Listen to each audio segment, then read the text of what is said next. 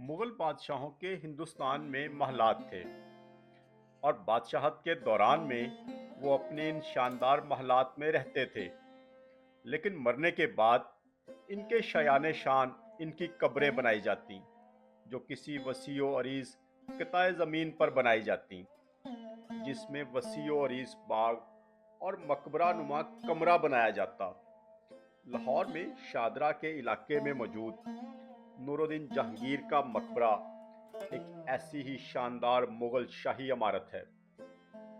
शहंशाह जहांगीर 1605 में तख्त नशीन हुआ और 1627 में कश्मीर से लाहौर आते हुए राजौरी के मकाम पर कसरत शराब नोशी की वजह से वफात पा गया। जहांगीर ने मरते वक्त ख्वाहिश जाहिर की थी कि इसकी कब्र को किसी खुली जगह पर बनाया जाए। चुनाचे जहांगीर की ख्वाहिश के मुताबिक रावी के किनारे नूरजहां के बाग दिलकशा में इसकी तदफीन की गई। बाग दिलकशा नूरजहां ने अपने लिए बनवाया था और खुद भी इस बाग के एक हिस्से में दफन है। मकबरा जहांगीर को मुगलिया दौर के मकबरों में सबसे शानदार और खूबसूरत माना जाता है।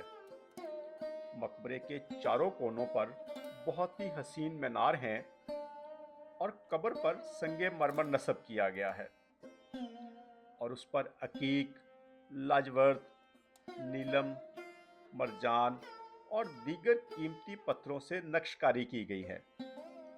कब्र पर अल्लाह ताला के 99 नाम कुंदा है।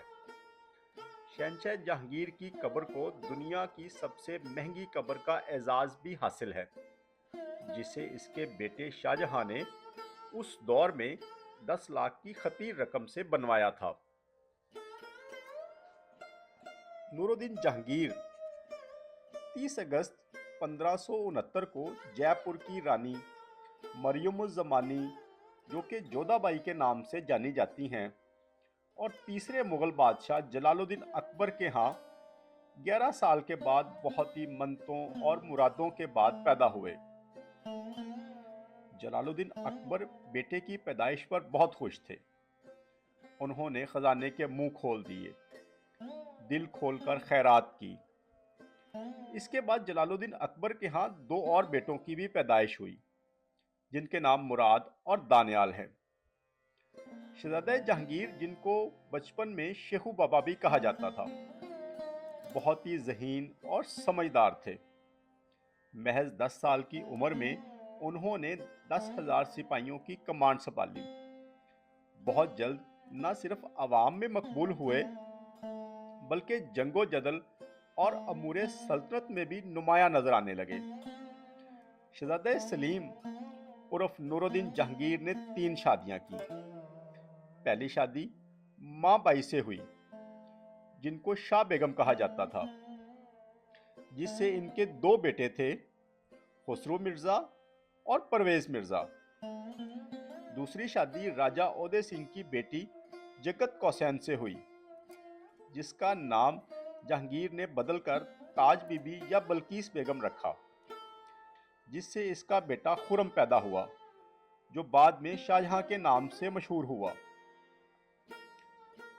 जहांगीर ने तीसरी शादी ईरान के जलावतन शहजादे मिर्जा गयास बेग की बेटी मेहरुन्निसा से की, जो तारीख में नूरजहां के नाम से जानी जाती हैं। नूरजहां और जहांगीर की कोई औलाद नहीं थी। इसके अलावा शहंशाह जहांगीर का एक बेटा और भी था, जो इसकी लौंडी से पैदा हुआ था। इसका नाम था शहरयार मिर्जा। शहजादा सलीम अपने वालिद जलालुद्दीन अकबर की वफात के बाद 24 अक्टूबर 1605 में नूरुद्दीन जहांगीर के नाम से हिंदुस्तान के चौथे मुगल बादशाह बने। बादशाह बनने के बाद जहांगीर ने सल्तनत में काफ़ी सारी इस्लाहात नाफिज की और उनकी तफसील कुछ यूं है।